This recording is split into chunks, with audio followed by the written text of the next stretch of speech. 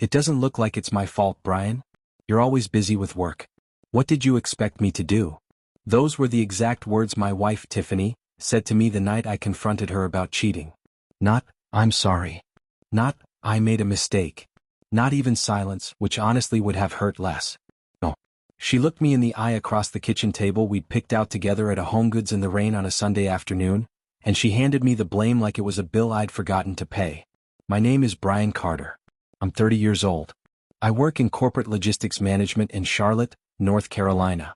And for 3 years I built a life around a woman who had quietly decided it wasn't enough, then decided that was my fault too. I need you to understand something before I tell you what happened next. I'm not telling this story because I'm angry. I stopped being angry somewhere around 6 a.m. on a Thursday morning when I was sitting at my kitchen counter in a blazer, drinking black coffee, and watching a property manager's reply email load on my screen. What I felt then and what I feel now is something much quieter than anger. It's the specific kind of peace that only comes when you finally stop holding up a ceiling that was never yours to carry. But to understand what I did, you need to understand who I was.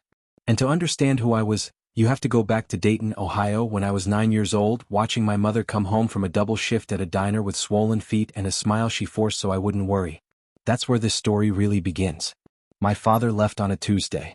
I remember because my mother had made pancakes that morning, the ones with the crispy edges she knew I liked, and by the time I got home from school, half the closet was empty and she was sitting at the kitchen table staring at a cup of coffee that had gone cold. She didn't cry in front of me. Not once. She just looked up, smiled that forced smile and said, "We're going to be okay, baby." Then she went back to work the next morning. And the morning after that. And every morning after that for the next 9 years until I was old enough to tell her she didn't have to anymore. I tell you that because it explains everything about the man I became. I worked the way I worked because I had watched what happened when a man didn't. I had seen my mother's feet at the end of a double shift, swollen, aching, stuffed back into worn shoes before sunrise, and I made a promise to myself at 14 that no woman I loved would ever have to carry that weight. So when I met Tiffany at 26, bright and creative and full of this electric energy that made every room feel smaller and warmer at the same time, I loved her the only way I knew how. I provided. I showed up in every material way I could think of. I covered the rent on our Charlotte apartment, the car note on the CRV, the phone bill, the gym membership, the streaming accounts, all of it. Not to control her. Because that's what love looked like to me. It was the only language I'd ever been taught. What I didn't realize was that Tiffany had stopped learning that language a long time ago. I found out on a Tuesday evening, same day of the week my father left, which I only noticed later and found bitterly poetic. I came home from a 10-hour shift, loosened my tie in the elevator, and walked through the front door to find the apartment looking completely normal. Dinner on the stove. TV on low. Tiffany's laptop open on the couch. She was in the bathroom. I sat down and the screen was right there, a Slack thread fully visible between her and a man named Marcus. I didn't snoop. I didn't go looking. It was just there, the way a car accident is just there when you round a corner too fast.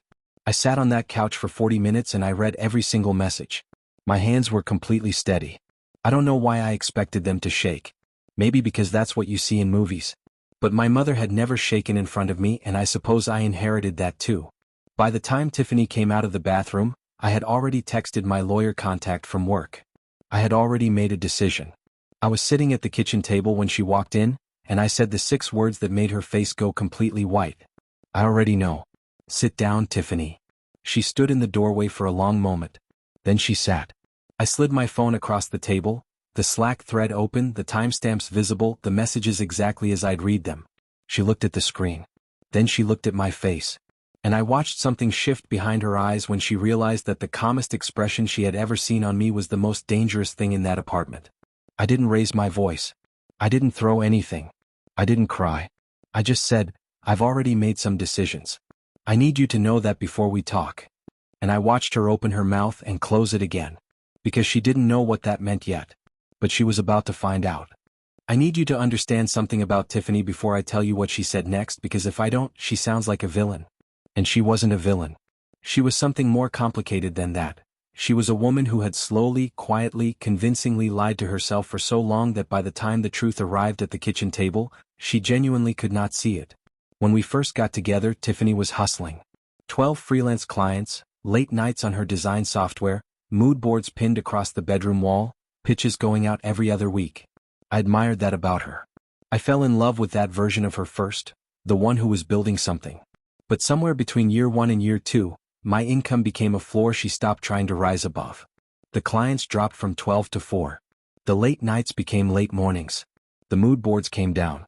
And the energy she used to pour into her work started going somewhere else. Into resentment, mostly. Toward me. Toward my schedule. Toward the job that was quietly funding the life she was quietly abandoning. She never said she felt like a failure. What she said instead was that I was never home. That I was emotionally unavailable. That she had been lonely for a year. She had rehearsed it, I could tell by the way it came out in order, almost like bullet points she'd been organizing in her head for weeks, waiting for the moment she'd need them. She sat across from me at that kitchen table and she delivered every line with the steadiness of someone who had convinced themselves the argument was airtight. You're gone before I wake up, Brian. You come home when I'm already tired. I've been eating dinner alone 4 nights a week. I've been talking to the walls in this apartment for months. What did you think was going to happen? You can't neglect someone and then act shocked when they go looking for something that makes them feel seen. I let her finish. Every sentence. I didn't interrupt once. My mother taught me that too, that the most powerful thing you can do when someone is performing is give them the full stage. Let them take their bow. Then speak. When she was done, I nodded slowly. I said, okay. I hear you. I accept what you're saying. And I watched the tension leave her shoulders. I watched her reach across the table toward my hand like the speech had landed, like we were about to pivot into negotiation, into couples therapy scheduling, into the version of this conversation where she still came out with the apartment and the car and the life intact. I pulled my hand back. Accepting what you're saying doesn't mean you're right, I told her. It means we're done. Her face changed so fast it almost looked like a different person sitting across from me. She started to speak. I stood up. I walked to the bedroom, opened my laptop and started typing. She appeared in the doorway behind me, asking what I was doing, her voice climbing in pitch with every question. I didn't answer. She could see the screen from the door if she wanted to, but she didn't come closer. Maybe she already knew. Maybe somewhere underneath all that prepared testimony was a quieter voice telling her that the calm man at the keyboard was not the man she had calculated for. I was emailing the property manager. I was also logged into my bank's authorized users page. I let the cursor hover over her name for exactly 2 seconds. Then I clicked remove. Then I went back to the email. I had a lot to organize before morning and I had always been good at organizing. It was, after all, what they paid me for. I want to tell you about Marcus because Tiffany never really knew him, and I did, in the way that only a betrayed husband who spends 40 minutes reading every message ever sent between his wife and another man can know someone. Marcus was a social media marketing consultant. One of Tiffany's remaining clients. He worked remotely, dressed well based on his profile and always had time to text back, which I understood was the entire point. He represented everything Tiffany had romanticized about the life she thought she deserved. Freedom. Spontaneity. Creative validation from someone who wasn't her husband coming home tired from a 10-hour shift. He told her she was wasted in her current life. She believed him because she needed to. What Tiffany didn't know, what I found in 20 minutes of research the night I read those messages, was that Marcus had a fiancée in Atlanta. Her Instagram was completely public. Engagement photos. Matching outfits on a rooftop in Buckhead. A caption counting down to the wedding date. 847 likes. His fiancée tagged and glowing. Tiffany had been a footnote in someone else's love story the entire time. A secret kept between billing invoices and Slack notifications. And the man she had blown up her marriage for hadn't picked up the phone once since everything fell apart. I saved the Instagram link to my phone that Tuesday night. I didn't use it immediately. I just held it the way you hold a card you know you won't need to play, because the game was already over. But I kept it because I believed Tiffany deserved to eventually understand the full picture of what she had chosen over me. That moment was coming. Just not yet. I left for work at my normal time the next morning. Blazer on, coffee black, laptop bag over one shoulder. Tiffany was still asleep, or pretending to be. I had been up since 4:30. Not because I couldn't sleep, but because I had work to do and a narrow window to do it cleanly. At 6:04 a.m., I emailed the property manager. I explained that I would be removing myself as the sole financial qualifier on the lease and requested that the remaining tenant be required to requalify independently within 48 hours. I CC'd the leasing office's main address. I kept the language professional and precise, the same way I wrote every logistics report at work. Emotion had no place in documentation. The property manager replied by 7:12 a.m. I read the confirmation in the parking lot of my office building before I walked in. That evening, when Tiffany finally came out of the bedroom looking like she'd spent the day rebuilding her argument, I was at the kitchen counter. She started talking. I let her get 3 sentences in, then I turned my laptop screen toward her without a word. She laughed first, that short, disbelieving laugh people do when they're terrified but haven't admitted it yet. You can't do that. This is my home too, Brian. I pointed at the screen. The timestamp. The reply. The words requalification process for the remaining tenants sitting there in plain 12-point font. She stopped laughing. This was the moment she understood that I hadn't spent the last 24 hours grieving. I had spent them building an exit, precise, legal and completely airtight. My phone buzzed on the counter. I glanced at it, nodded once and put it face down. Finished my coffee. Picked up my bag. And walked out the door. She called her best friend first. I know this because we were still on the same phone plan and I could see the call log through the account portal. Not that I needed to. I already knew what the conversation would sound like. The same way I knew what her mother's call would sound like later. The script had been written long before I ever sat down at that kitchen table. The call to her best friend lasted 22 minutes.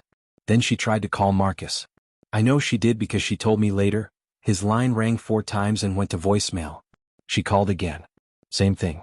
At 11:43 a.m., I logged into the carrier account and removed Tiffany from the plan. Her phone went from 4 bars to nothing in the middle of whatever she was doing. No warning. No transition. Just silence where a signal used to be. She switched to the apartment Wi-Fi. Smart. She messaged her friend through Instagram. He cut off my phone. Her friend replied, "Girl, what else did he cut?" She was about to find out. The gym app showed her membership as invalid. Netflix asked her to update the payment method on an account that no longer existed in her name. Spotify had already logged her out. Each one a small door closing. Each one a piece of the architecture of her daily life quietly powering down, the way a city block loses electricity, not all at once but methodically, one building at a time until the whole street is dark. Then she opened her banking app. Her name was still visible on the joint account. The balance was 0. I had already redistributed. She checked her freelance PayPal, $214. That was her entire financial world. $214 and a Wi-Fi connection in an apartment she had 48 hours to requalify for or vacate. I was in a meeting when all of this was happening. I had my phone on silent. I already knew how the morning was going. By early afternoon she needed to move. Physically go somewhere, the bank, a friend's place, anywhere that wasn't those 4 walls closing in around her. She grabbed the CRV key fob from the hook by the front door, the same hook I'd installed myself on a Saturday morning 6 months after we moved in, and she took the elevator down to the parking garage. She walked to the car. She pressed unlock. Nothing happened. She pressed it again. The car just sat there, same car, same key, same parking spot, like it had simply decided not to recognize her anymore. Which, in a sense, it had. I had opened the Honda app from my office parking lot that morning at 7:51 a.m. and revoked her remote access authorization in 4 taps. The car was titled in my name, financed through my account, insured under my policy. Tiffany had always been an authorized driver, not a co-owner. There is a significant legal difference between those two things, and I had understood that difference long before she did. She called me. I picked up on the first ring because I expected it. "Brian, what did you do to the car?" "It's my car, Tiffany. I revoked your authorization this morning. You can call a Lyft. You are being completely vindictive right now." "I'm being organized." I hung up. She stood in that parking garage holding a key fob that opened nothing, next to a car that knew exactly whose name was on the title. I wasn't there to see it. But I've thought about it since. About that moment she looked at her own reflection in the tinted window and saw, maybe for the first time, the outline of a life that had been entirely dependent on someone she had just finished blaming for everything. This is the part people always react to the most when I tell this story. And I want to be careful how I explain it, because it matters that you understand my reasoning. When I spent those 40 minutes reading the Slack thread on that Tuesday night, I wasn't just reading romantic messages. I was reading timestamps. And those timestamps matched billing invoices that Tiffany had CC'd me on months earlier, because we shared a filing system and she'd wanted me to track her income for tax purposes. I had those invoices saved. The hours she had billed Marcus's company for creative consulting overlapped, sometimes hour for hour, with the messages they were exchanging during that same time. She had billed a client for hours she spent conducting an affair with that same client. That isn't a personal matter. That is fraud. And I had the documentation to prove it in a format any manager could follow. At 2:17 p.m., Tiffany's primary client manager received an email from me. The subject line read, "Evidence of billing discrepancy and conflict of interest." I attached the invoices. I attached the screenshots. I wrote 3 professional paragraphs and nothing more. I did not editorialize. I did not call her names. I simply disclosed what the documents showed and let the facts do what facts do. She called me screaming.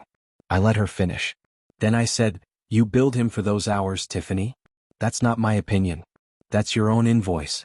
She switched to her manager's incoming call 40 seconds later. The contract was terminated that afternoon.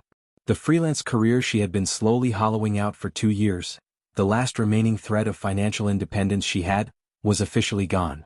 Not because I was angry. Because the documentation existed and the appropriate people deserved to have it. By evening she was back in the apartment. No phone service. No car. No income. The requalification paperwork was due in less than 24 hours. She was on Wi-Fi, laptop open, trying to figure out which friend had a couch available and how far $22 in Lyft credit would actually take her. Then she opened Instagram. Marcus had posted 40 minutes earlier.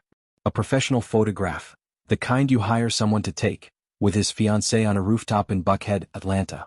Matching linen outfits. The golden hour light hitting perfectly. His caption read, "She said yes again, official date set. Can't wait to make her my wife." 847 likes. His fiancée tagged, glowing, commenting heart emojis in the first reply. Tiffany had known this man for 8 months. She had risked her marriage for him. She had sat across from me at our kitchen table and used him, without naming him, as evidence that she deserved to feel seen. And he had been engaged the entire time. Every playlist he sent her, every message calling her the most creative person he'd ever met, every late-night conversation she'd mistaken for intimacy. All of it had existed in the margin of someone else's love story. She didn't call me after she saw it. I think she knew there was nothing left to say that wouldn't make it worse. She just sat on the couch we'd bought together at IKEA on a rainy Saturday. She'd made me drive 40 minutes in traffic for a specific shade of gray fabric, and stared at a screen in an apartment that was no longer hers, grieving a man who had never actually been available to lose. There was a knock at the door. The property manager. Requalification paperwork in hand. She came the next morning. $22 in Lyft credit, one way. She sat in the lobby of my office building for 47 minutes before the front desk called up to tell me my wife was waiting. I came down. Blazer on, lanyard around my neck, coffee in hand. 3 of my colleagues were visible through the glass wall of the lobby, not pretending not to look. I noticed that immediately. I kept my face neutral. Tiffany looked like she hadn't slept. She probably hadn't. She stood up when she saw me, and for the first time in this entire ordeal she was not performing, not delivering prepared lines, not repositioning blame. She was just a woman who had run out of moves and finally arrived at the only thing left, a genuine apology. She told me she was sorry. Really sorry. That she had panicked when I confronted her and said things she didn't fully mean. That she knew Marcus didn't care about her. That she understood now what she had thrown away and why. She said she wasn't asking me to take her back. She just needed me to know she was sorry. I believed her. That's the honest answer. Standing there in that lobby, I believed every word. And it didn't change a single thing. I stepped closer so only she could hear me. "Tiffany, I don't think you're a bad person. I think you became someone I didn't agree to marry. I'm not angry at you. I'm just done." She asked what she was supposed to do now. "Figure it out," I said quietly. "You told me I was never around. Now you have all the time in the world." I went back upstairs. In the elevator, my colleague Marcus, different Marcus, unfortunate coincidence, asked if I was okay. I said yeah. And I meant it. I felt myself exhale for the first time in 4 days. The ceiling I'd been holding up was finally, completely, on the floor where it belonged. Her mother called at 7 p.m. I saw the name on my screen and let it ring through to voicemail. Then I sat on the edge of my bed in the hotel room I'd been staying in since Wednesday and pressed play. She was furious. Her voice had that particular quality of a woman who has decided she's righteous before she's dialed. She told me I was destroying her daughter's life over one mistake. That a real man fights for his marriage. That my stubbornness and my workaholic behavior had created the conditions for all of this, and I needed to look at my own role before I pointed fingers at anyone. It lasted 3 minutes and 40 seconds. I listened to the whole thing exactly once. Then I opened the notes app on my phone. I had been keeping a running document since Tuesday, just private observations, things I wanted to remember clearly, and I added one line. Even her mother rehearsed the same excuse. This was a pattern, not a moment. I didn't call back. I ordered Thai food from an app, first real meal I'd enjoyed quietly in days, and ate at the small desk by the window, laptop open, browsing apartments closer to work. 1 bedrooms. Fresh layouts. Spaces that had never held any version of the last 3 years. My phone buzzed one more time. Not Tiffany. Not her mother. My own mother, calling from Dayton like she always does when something in the universe tells her to check in. I picked up on the first ring. She just said, "Tell me you're okay, baby." I paused. Looked at the Thai food. The apartment listings. The quiet room that was entirely mine. "Yeah, ma," I said. "I think I actually am." The text came in at 2:04 in the morning. I was awake. Not anxious, just awake in the way you are when your body is still recalibrating to silence after years of noise. My phone screen lit up the ceiling of the hotel room. I reached over and read it without sitting up. It was long. The longest thing Tiffany had ever written to me, which struck me as quietly sad given that she was a creative person who had once told me words were her strongest tool. She said she was sorry, not the lobby sorry, not the defensive sorry, but the 3 a.m. kind that comes out when there's no audience and no strategy left, just the truth sitting in your chest demanding to be released. She admitted Marcus had never cared about her. She admitted she'd seen his engagement post and understood finally what she had actually been to him. She admitted she had been coasting on my stability for over a year without acknowledging it, that she had used my work schedule as an excuse because it was easier than confronting her own failure, her own drift, her own quiet decision to stop building anything and let me carry the weight of both our lives without ever saying thank you. She said she didn't expect me back. She just needed me to know she finally understood. I read every word. Then I put the phone face down on the nightstand. I lay there staring at the ceiling for a long time, not angry, not satisfied, not sad in the way I would have expected. Just still. The particular stillness of a man who has finally, completely, set something heavy down and feels the relief in his spine. I closed my eyes. I slept through the night without setting an alarm for the first time I could remember. My body knew the weight was gone. 6 weeks. That's all it took for the entire shape of my life to change. I moved into a 1-bedroom in South Charlotte, cleaner lines, better light, 12 minutes from the office. I bought a couch I actually liked without negotiating the color with anyone. I started going to the gym at 6 a.m., which sounds small but felt enormous because it meant I was doing something entirely for myself before the day asked anything of me. I got a small promotion, not because anything changed at work, but because without the emotional weight of a collapsing marriage sitting in my chest every evening, I was simply more present. More clear. A coworker asked me one afternoon if I seemed different. I thought about it genuinely before I answered. I stopped carrying weight that wasn't mine, I told her. She nodded like she understood. Maybe she did. Through mutual friends I heard pieces of Tiffany's situation. She was couch surfing. Marcus had never called back, not once. She'd found out the full story of his engagement through comment sections and mutual contacts. She picked up a part-time retail job. She was rebuilding, slowly, from a foundation she'd forgotten she wasn't standing on herself. I heard all of this and felt nothing that resembled satisfaction. Just a low, quiet recognition that consequences are honest things. They don't punish. They simply reflect. Tiffany's mother texted me one last time. I typed back a single message, kept it clean, kept it final. I hope she finds her way. I have no hard feelings. Please don't contact me again. Then I blocked the number. Opened Spotify, my own account, my own playlist, no shared history, and sat on my new couch in my quiet apartment and let the music fill a space that was entirely, completely mine. My mother called that weekend. I told her about the promotion. She cried a little, the good kind. She said she was proud of me. I told her I learned everything from watching her. And then I said the thing I had been slowly understanding since that Tuesday night on the couch, reading those messages with steady hands. The greatest thing Tiffany ever did for me was show me, clearly and completely, what I had been settling for. Because the moment I stopped holding up a ceiling that was never mine to carry, I finally had both hands free. And I had no idea how much I could build with them.